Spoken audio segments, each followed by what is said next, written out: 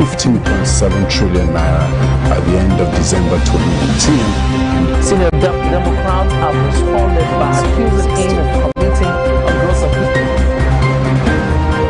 The All Progressives Congress has vowed to punish the Ogun State Governor, Ibikunle Amosu.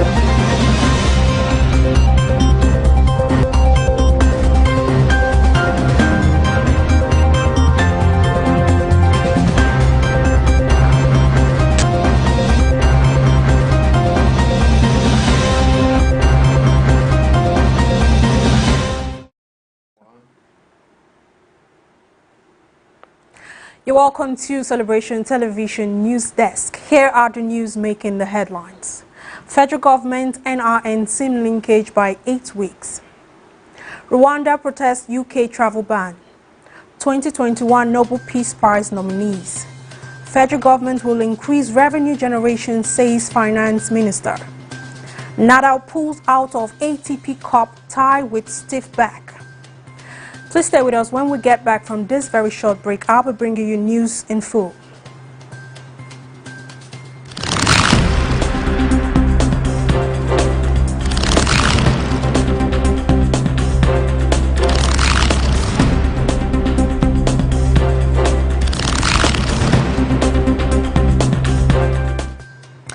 Federal government extends NRN SIM linkage by 8 weeks. The ongoing National Identification Number and Subscriber Identity Module interrogation exercise has been extended by 8 weeks. The federal government announced this morning. It said the new deadline was now April 6, 2021. Director Public Affairs Nigerian Communication Commission Ikechukwu Adinde, who disclosed this in a message, said the extension was conveyed by the Minister of Communications and Digital Economy, Issa Pantami. Pantami conveyed the message during the meeting of the Ministerial Task Force on NRN SIM registration, which held on the 1st of February 2021. And now moving forward, Adamu remains in office as Buhari delays appointment of new IGP. The presidency on Monday said no date has been fixed for the appointment of a new Inspector General of Police. The incumbent IGP Muhammad Adamu was expected to leave office having attained the statutory retirement age. However, Adamu is still in office attending to his duties. Findings indicate that he did not hand over to any senior officer as expected. The president was supposed to convene a meeting of the Police Council, which has the mandate to appoint a new IG. Reports, however, indicate that the council, which comprised the president, state governors, and the chairman of Police Service Commission, merely adopts whomever is appointed as IGP by the president, contrary to its prescribed roles. Presidential spokesperson Garba Shehu said he was not aware of the imminent announcement of a new police chief. Shehu also stressed that the appointment of the next IGP will not be based on ethnic considerations. And now, in another development, Zamfara fumes as PTF lists 5 COVID-19 high-risk states. The Presidential Task Force on COVID-19 has warned Nigerians against going to 5 states in the northern part of Nigeria, especially Kogi State, as it has been unable to confirm the level of spread of the pandemic in the states. Besides Kogi, other states mentioned by the task force were Yobe, Jigawa, Zamfara, and Kebbi. The PTF also named 22 local government areas spread across 13 states, which he said constituted over 95% of infection rates in the country and has been classified as high burdened. The national coordinator of the PTF, Dr. Sani Aliyu, made this known at the media briefing by the task force. But in its reaction, Zamfara state government kicked against the PTF statement, saying the state was COVID-19 free. Aliyu, who was represented by the National Incident Manager PTF, Dr. Mukhtar Muhammad, said the task force has analyzed the epidemic in the country and identified 22 high-burden local government areas located within 13 states. Muhammad listed the states and local governments to include Nkanu West, Enugu, Abuja, Municipal Area Council, and Gwagwalada Federal Capital Territory, Gombe, Chikun, Kaduna North and Kaduna South, Nasarawa, Kano, Kastina, Ilorin South, Ilorin West, Kwara, Etiosa, Ikeja, Kosofe, Lagos Mainland, Kefi and Lafia, Ibadan North, Oyo, Jos North, Jos South, Plateau, Port Harcourt, Rivers and Wamako, Sokoto. He said these local government areas, which are mostly in the cities or the state capitals, contribute over 95% of the epidemic, particularly new cases in the country.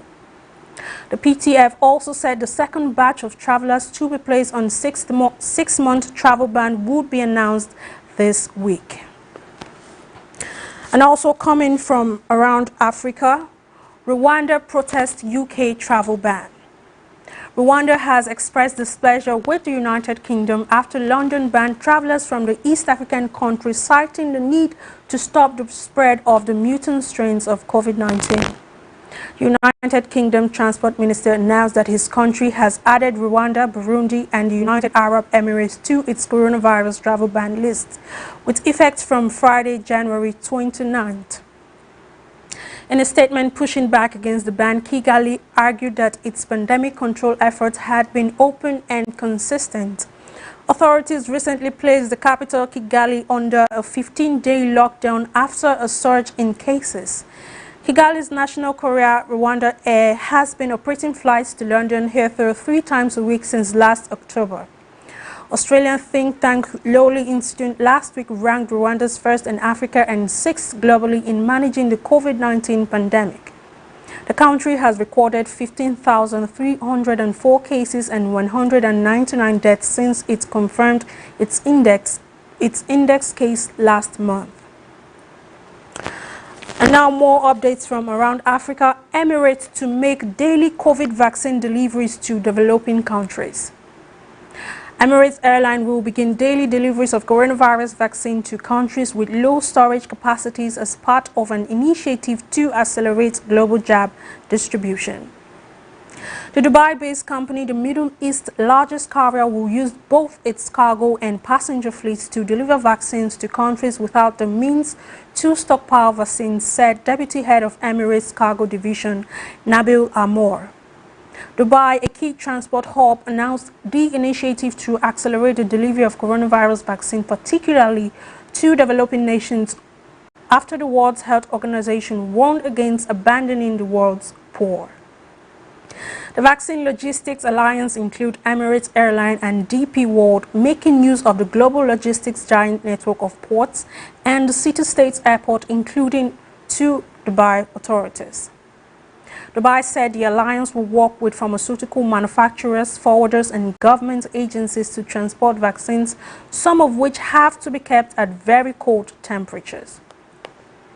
We'll go on a very short break right now. When we get back from that break, I'll be bringing you updates from Asia. Do stay with us.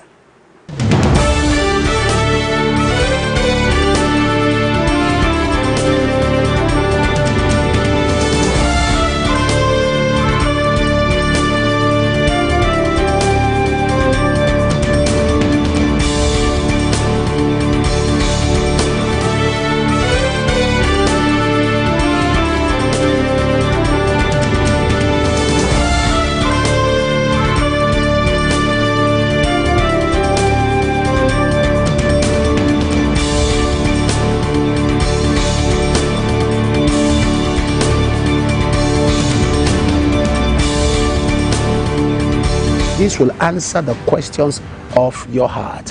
Believe God with me that this will be a turning point in your life. Join me, ladies and gentlemen, as I receive my father, God's servant, my father in the Lord, Papa E.A. Adeboye. Glory is intrinsically associated with light, bright light. On the 14th of February, it's a Sunday morning. The move of God is going to be so pronounced. Amen. Power. Amen. If you're watching Celebration TV, you can watch us on Sky Channel. You can join us online. International Worship Center, Omega Farm Ministries, kilometer 132 Benin Okene, Abuja Expressway, Auchi, Edo State, Nigeria. It will be very exciting and it will be powerful on the 14th of February as I receive my father. Ebenezer 2021.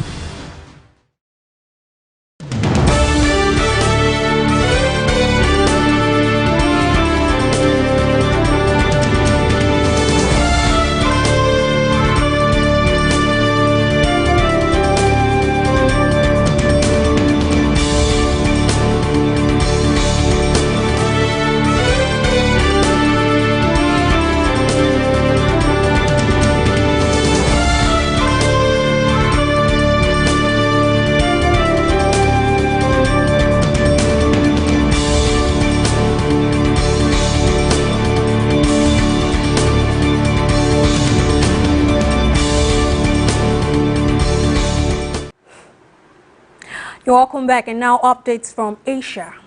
U.S. threatens sanctions over Aung San Suu Kyi detention. United States President Joe Biden has threatened to reinstate sanctions on Myanmar after the country's military seized power. Sanctions had already recently been eased after the country began emerging from a decades-long military dictatorship. Aung San Suu Kyi and other elected officials were detained, with Ms. Suu Kyi's party accused of fraud over its landslide election win. The United Nations, the United Kingdom and the European Union have also condemned the military takeover amid fears of potential protest and unrest. Ms. Suu Kyi, who spent nearly 15 years in detention between 1989 and 2010, has urged her supporters to protest against the coup. In a letter written before she was detained, it warned the military's actions would put the country back under a dictatorship. The military has refused to accept November's election results, declaring a year-long state of emergency. It has already replaced 11 ministers and deputies, including in finance, health, and interior and foreign affairs. The United States had removed sanctions over the past decade as Myanmar progressed to democracy. Mr. Biden said this would be urgently reviewed, adding the United States will stand up for democracy wherever it is under attack. The United Nations Secretary General Antonio Guterres called the military's move a serious blow to democratic reforms as the Secretary Council prepared for an emergency meeting. The United Nations demanded the release of at least 45 people it believed had been detained. And now more updates from around the world. Details of foreign news brought to you by our correspondent Bellis Quetta. 2021 Nobel Peace Prize nominees. The Nobel Peace Prize is one of the 5 Nobel Prizes established by the will of Swedish industrialist, investor and armament manufacturer Alfred Nobel. And since March 1901, it has been awarded annually to those who have done the most for fraternity between nations and for the holding and promotion of peace. Now, the latest edition was won by Ethiopian Prime Minister Abiy Ahmed for his efforts to resolve a border conflict with neighboring Eritrea. The 2021 edition has 210 individuals and 107 organizations vying for the prize. Now, some of the nominees for the prize are former White House advisor Jared Kushner, who has been nominated for the Nobel Peace Prize for his role in helping to shepherd peace deals between Israel and several Arab nations. Now, another person on the list is the Swedish teenage climate change activist Greta Thunberg, who is the second youngest person to be nominated for the prize. And the first was Malala Yousafzai, who won the prize in 2014. And Thunberg is prominent for her challenge against world leaders for failing to take adequate action on climate change. And she was among those who spoke at the 2018 United Nations Climate Change Conference. Now, next on the list, we have Donald Trump, a successful businessman and a television personality who later became a politician. The former U.S. president was nominated for the Nobel Peace Prize for his efforts in creating a peaceful relationship between Israel and the United Arab Emirates in 2020. Now, next on our list is Russian opposition leader Alexei Navalny, who gained prominence for staging protests against corruption in his country.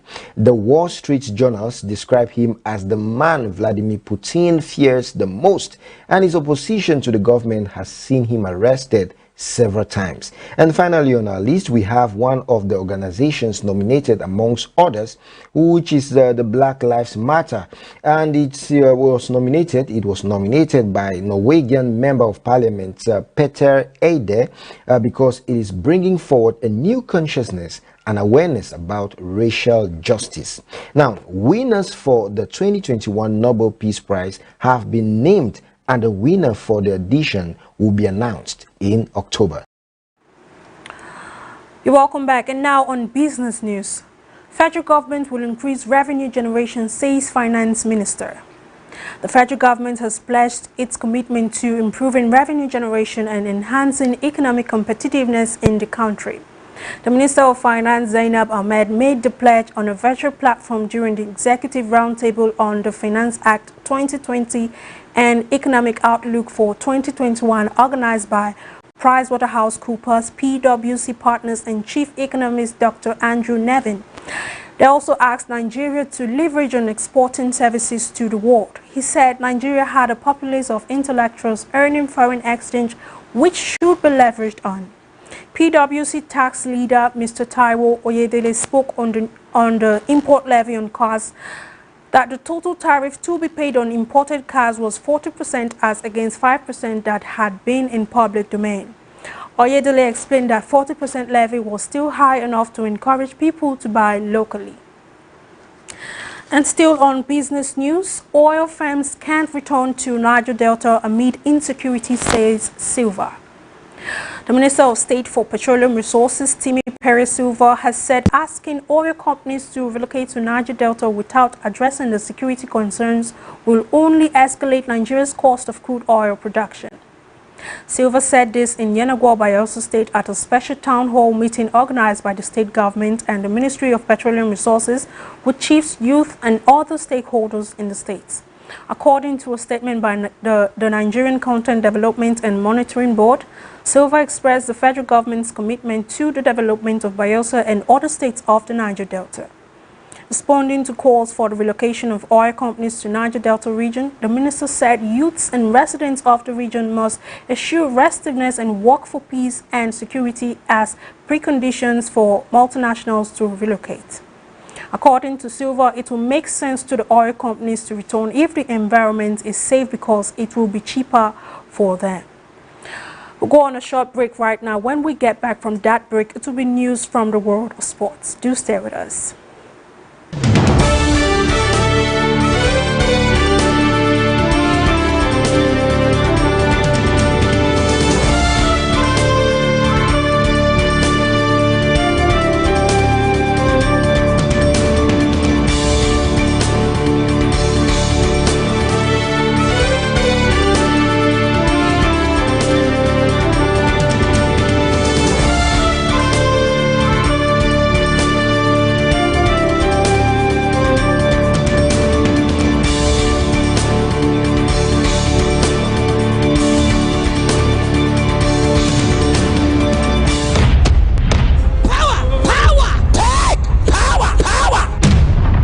So many miracles happening here. Shout glory! Glory is the opposite of shame. Jesus is the Lord to the glory of God the Father. Date 9 through 14 February 2021 by 9 a.m. and 3 p.m. daily. Live at the International Worship Center, kilometer 132 Benin Kenya Abuja Expressway, Auchi, Edo State, Nigeria. For inquiries, please call +234 806 464 6180. The glory is coming for you.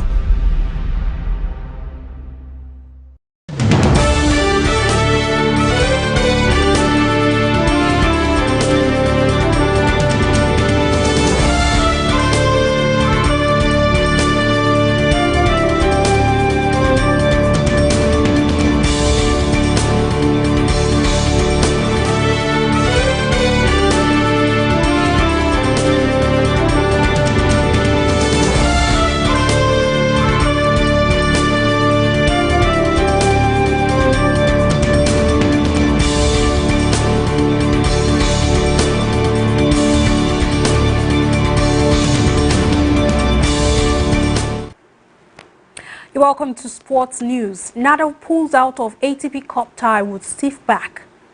World number 2 Rafael Nadal pulls out of Spain's opening ATP Cup tie against Australia today, complaining of a stiff lower back.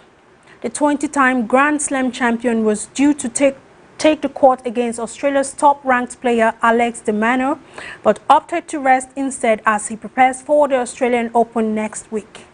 Nadal added that he hoped to have recovered by Thursday with Spain meet Greece. Spanish number 2 Roberto Bautista Agut will now face de Minaur, while John Millman takes Pablo Correno Busta in the opening rubber. Nadal, who is aiming for a record-breaking 21st Slam title in Melbourne, moving him past the injured Roger Federer, played an exhibition in Adelaide, beating Dominic Thiem 7-5 and 6-4. And in another sports news, NBA, Davis James helps Lakers beat Hawks. Anthony Davis scored 25 points and LeBron James added 21 as the Los Angeles Lakers overpowered the Atlanta Hawks to end their road trip with a hard-fought 107-99 victory. James pulled down 7 rebounds and weighed in with 9 assists as well as a clutch three-pointer that gave the Lakers a 101-97 lead with just over a minute remaining at State Farm Arena. It was the decisive blow in a game that had been halted midway through the fourth quarter after 2 female spectators heckled James from courtside. The women were ejected from the arena. Davis, meanwhile, was satisfied after a victory that left the Lakers firmly on the tail of Los Angeles Clippers and Utah Jazz, who occupied the top 2 spots in the Western Conference. James, meanwhile, laughed off the incident that led to play being halted in the fourth quarter, revealing that the altercation began when he had exchanged words with a male spectator seated next to the women. Trae Young led the Atlanta scorers with 25 points and 16 assists, while John Collins chipped in with 22 points. Clint Capella added 16 points and pulled down 13 rebounds. We're at the end of today's news, and in case you missed the top stories, here is a recap of the headlines. Federal government extends NRN SIM linkage by 8 weeks. Rwanda protests UK travel ban. 2021 Nobel Peace Prize nominees. Federal government will increase revenue generation, says Finance Minister. Nadal pulls out of ATP Cup tie with stiff back. And now we're down to the photo of the day. Can you see that? The little girl is pouring from her cup to the less privileged man's cup. That says, what you have may be small in your eyes, but someone else looks at it as everything. Make sure you put a smile on someone's face today. You can share your thoughts on the photo of the day via our social media platforms. On Facebook, we are Celebration TV. On Instagram, we are My Celebration TV. On Twitter, at My Celebration TV. On YouTube, Celebration TV. And always remember, your positive contribution to the wellness of the society you find yourself or the organization you work defines your leadership might. As an individual who knows what to do and do without expecting to be pushed has backed his way to success. Be it known today that everything we do, think, feel, and believe either has a positive or negative effect on humanity and our national well-being.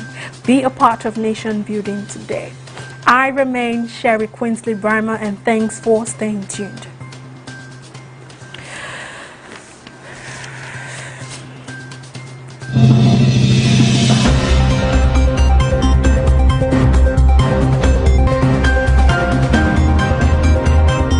Amounted to 15.7 trillion naira by the end of December 2019. Senior Democrats have responded by accusing him of committing a gross offence.